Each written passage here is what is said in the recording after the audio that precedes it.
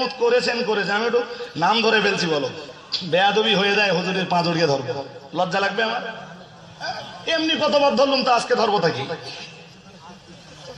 কথা বলতে পারেননি? হ্যাঁ, পা জড়িয়ে ধরতে এত এক খাঁটি আলেমের ধরবো, জাহেলের পা জড়িয়ে ধরে লাভ আছে? মূর্খের পা জড়িয়ে ধরে লাভ আছে? পা যদি জড়িয়ে ধরতেই হয় তো মুফতি আব্দুল কাইয়ুম সাহেবের মতো ব্যক্তিত্বকে যদি পা জড়িয়ে ধরা হয়, জি নিশ্চয়ই তার পায়ের ধুলিতে যিনি পা জড়িয়ে ধরবেন তার জন্য আল্লাহর রহমত জড়িয়ে যাবে।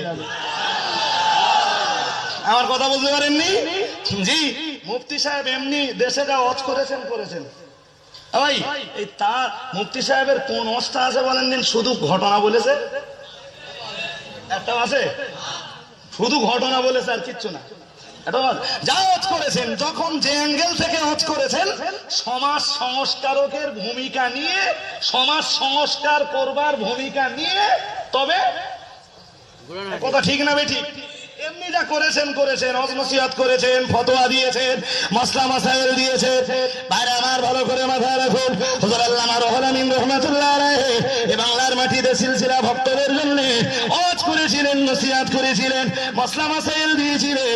মানুষের দৈনন্দিন জীবনে যেসব ফতোয়াগুলো দরকার হয়েছিল সব ফতোয়া যেমন দিয়েছিলেন।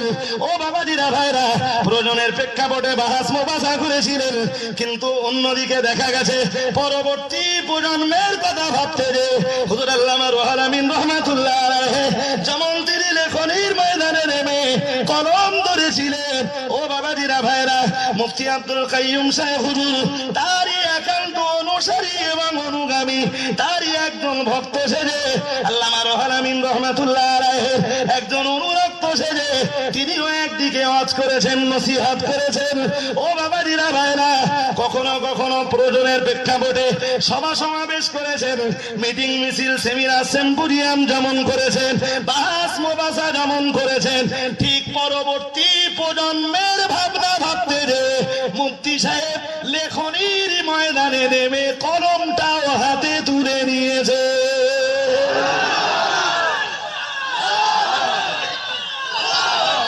ভাইরা ভালো করে মাথায় রাখুন, আমি বক্তৃতা ছাড়বো, যদিও যতটা সময় নিয়েছিলাম সময় বোধহয় পেরিয়ে গেছে।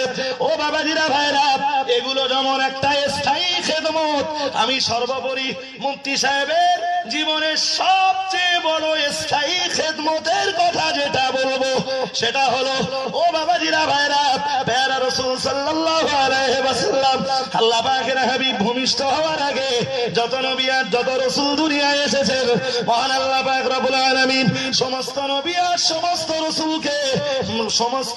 রাসূলকে মুজিজা দিয়েছিলেন। যে জামানায়, ও বাবাজিরা ভাইরা, যে জিনিসের প্রভাবটা বেশি ছিল, মহান আল্লাহ পাক রব্বুল আলামিন তাদেরকে প্রতিহত আর তাদেরকে দমন করার জন্য ওই নবীকে ওই জাতীয় মুজিজা দিয়েছিলেন। আমার খুলে ব্যাখ্যা করবার মতো সময় নেই গো, আমি শুধু আপনাকে বোঝাতে চাইছি। ও বাবাজিরা ভাইরা, আমার আল্লাহ পাকের হাবিবকে মহান আল্লাহ এমনি করে বহু মুজিজা দিয়েছেন। তবে বিগত নবীদেরকে মহান আল্লাহ যত মুজিজা দিয়েছেন, হযরত আল্লামা জারকানি রাহমাতুল্লাহ আলাইহি তিনি তার শরহে মাওয়াহিবুল্লাহ দুনিয়া নামক কিতাবে পরিষ্কার করে প্রত্যেকটি নবীর এক একটা মুজিজা আলাদা করে তুলে ধরেছেন। এবং আল্লাহ পাকের হাবিবি ওই যে আল্লাহ পাকের হাবিবকে মহান আল্লাহ ওই জাতীয় মুজিজা দিয়েছিলেন কিনা তার রীতিমতো চোখে আঙুল দিয়ে দেখিয়ে দিয়েছেন।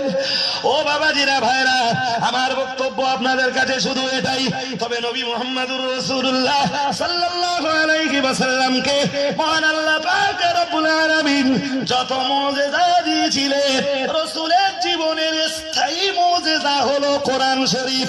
ও ভাইরা আমার, রাসূলুল্লাহ বিদায় নিয়েছেন, কোরআন শরীফ দুনিয়ার মাটিতে রয়েছে। ও বাবাজিরা ভাইরা, আজও আমরা পড়ছি, কিয়ামত পর্যন্ত এ কোরআন পৃথিবীর মাটিতে রয়ে যাবে। আমি আপনার কাছে বলে বোঝাতে চাইছি মিয়াজি, আবার এর অপব্যাখ্যা যেন কালকে না হয়ে যায়। মুফতি আব্দুল কাইয়ুম সাহেব বাংলার মুসলমানদের জন্য যত খেদমত করেছেন, মুফতি সাহেব এমনি সিলসিলার জন্য যে নিবেদিত প্রাণ, ও বাবাজিরা ভাইরা, সিলসিলার জন্য শরীরের রক্তগুলোকে পানি করে ফেলছেন। জামিয়া রহমানিয়া হলো তার সবচেয়ে